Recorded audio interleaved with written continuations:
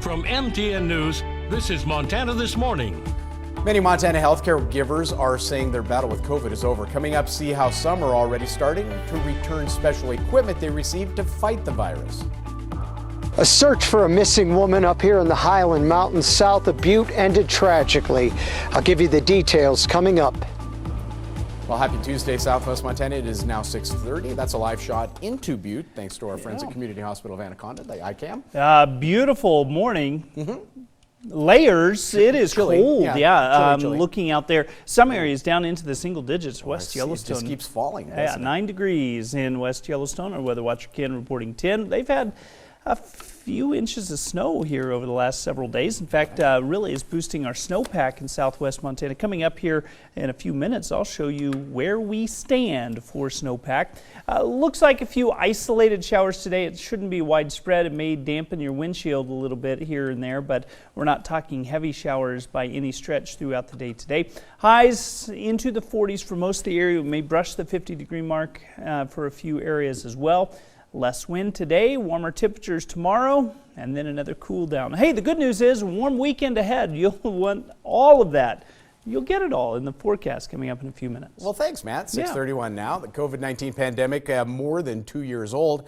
Just 4 months ago, it appeared we may never get out of it. In January, the state was seeing well over 1,000 new cases per day, and the numbers were approaching 300 cases in Billings schools alone. Fast forward to now, and there's been a drastic improvement. The state recording only around 100 cases per day. Most are far less severe. Now, that's prompting some big changes. As MTN's Matthew Hidalgo reports, Billings hospitals beginning to return a lot of their special COVID equipment to the federal government.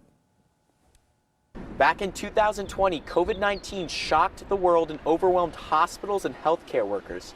Now, 2 years later, things have changed, and a lot of that equipment that was in short supply is no longer needed. COVID-19 turned our world upside down. Billings hospitals were overwhelmed with patients. Beds, equipment, and COVID vaccines were in short supply. At one point last year, Billings Clinic had 44 COVID patients. 16 of them were in the ICU. We are actively trying to expand our capacity, physical spaces where we can accommodate more patients. Fast forward a year and things have drastically changed. So for the last about 3 weeks, we've had single-digit hospitalized patients. COVID cases are being reported weekly instead of daily. Drive-through testing sites have closed, and hospitalization rates nationally are the lowest they've been since the pandemic began. All of the mass testing sites are closed in Yellowstone County. And that means millions of dollars worth of medical equipment in Billings is no longer needed. 17 ventilators, oxygen concentrators, and thousands of dollars of other life-saving equipment is now being returned to the federal government. So we still have a cache of gloves, masks, gowns, and hand sanitizer. But all of the capital equipment, the oxygen concentrators, the high-flow oxygen devices, and mechanical ventilators have been decommissioned. And Billings isn't alone. A huge shortage of ventilators nationwide has now become a surplus. COVID is still spreading. But what we aren't seeing is severe disease. And that means there's finally some hope on the horizon. In Billings, I'm Matthew Hidalgo, MTN News. In other news this morning, election officials are expected to mail primary ballots this week. One congressional candidate's name will remain on the ballot.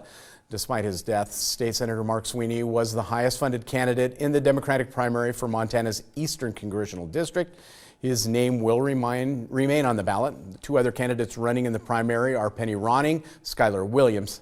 Now, if Sweeney's name gets the most votes, the Montana Democratic Party will hold a nominating convention to pick a candidate for the general election.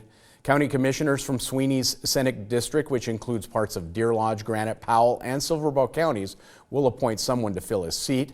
Montana Democratic Party will provide the commissioners with a list of choices. The process will take about 2 months, and whoever is appointed will serve until the next general election. In other headlines, the search for a missing woman in the Highland Mountains south of Butte came to a tragic end Sunday afternoon after search dogs found the remains of Deidre Lufkins. TN's John Amy has more. A woman who had been missing for about 3 or 4 days up here in the Highland Mountains south of Butte was found deceased by search and rescue Sunday afternoon. The initial investigation, it does appear that she died as a result of hypothermia. There weren't any signs of any foul play involved in the death. The body of Deirdre Lufkins of South Dakota was found by search dogs about 3 miles from the Highlands campground Sunday afternoon. She had been missing since either Thursday or Friday when she became separated from her husband and another man. A passerby found the two men early Saturday morning huddled in their car and contacted 1590 Search and Rescue. Two individuals who are in pretty rough shape, cold and wet, and confused, very confused, and undetermined whether they'd been out there 3 or 5 days. The men had left a woman by a small campfire as they tried to find help. Police say in addition to the effects of the cold, the men had been drinking and possibly using drugs and were unable to remember where the woman was left. Snowstorms that blew into the area made the search even more difficult. Search dogs from Elkhorn Search and Rescue and True North were brought in Sunday and eventually found the body. In that weather conditions with the snow and the wet, I have to assume she didn't make it through the first night probably.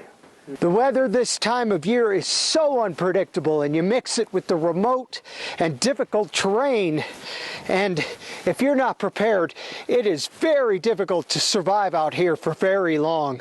You can get hypothermic relatively quickly, and people don't realize how fast they can become disoriented, and then we have a situation like this. It's just an extremely unfortunate situation. The victim's remains have been taken to the Montana Crime Lab in Missoula for autopsy. In Butte, John Amy, MTN News. In other Mining City news this morning, Montana Tech has a diverse range of studies, but there's one program on campus that unites them all.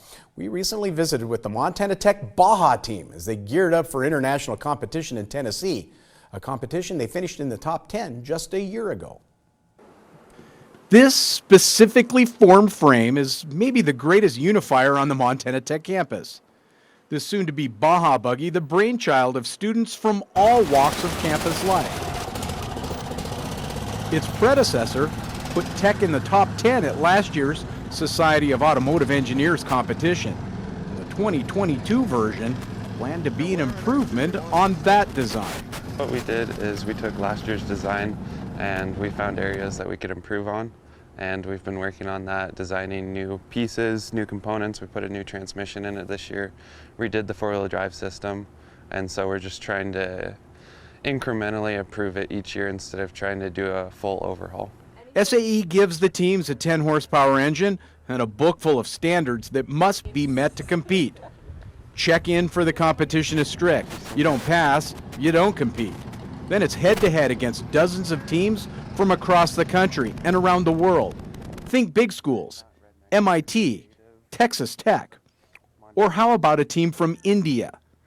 So what does competition mean? Sled pull is you had a sled attached to this, and as you pulled it down the runway, the weight was gradually added, and we went until our front wheels picked up and we could not go anymore. Maneuverability, you're going through an obstacle course with tight turns with loops you have to do, and if you get 2 tires out, then you're out. Then the last day is a 4-hour endurance race. We made it through all 4 hours. We did break something off, but it was fine. The buggy could still move, so we kept going. The vehicle is one thing, but someone has to drive it, and the requirements for the driver are almost as stiff as those for the buggy. I have to know how the different flags during the endurance race will work. I have to be able to get in and out of the buggy within 5 seconds for safety reasons. And then also, since this club is mostly mechanicals, I'm the only electrical. So I'm also in charge of this year putting all the electrical systems together, such as the kill switches for the engine, the clutch to put it from from 2-wheel to 4-wheel drive, and the brake light as well. Last year's competition was in Arizona. This year's competition in Tennessee. The 8 members of the team leaves today, with competition beginning on Wednesday. In Butte, Chet Lehman, MTN News. Now, it's important to note the Montana Tech Baja team open to any Montana Tech student regardless of major. Lacey, who you saw in that story, the lone female on the team this year, she also happens to be the team president.